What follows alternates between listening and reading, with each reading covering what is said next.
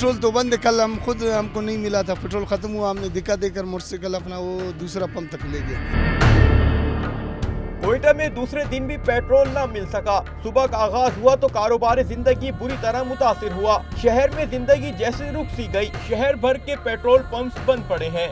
गाड़ियों की आमदोरफ्त भी न होने के बराबर है। कुछ सीएनजी रिक्शे चल रहे हैं मगर वो शहरियों की जरूरियात के लिहाज से नाकाफी हैं। ईंधन न मिलने के बायस शहरी दफातर और काम पर जाने के बजाय पेट्रोल की तलाश में मारे मारे फिरते रहे। पेट्रोल तो बंद है, कल हमको नहीं मिला था, पेट्रोल ख़त्म हुआ, हमने दिक्कत देकर मोटरसाइकिल अपना वो दूसरा पंप तक ले गया।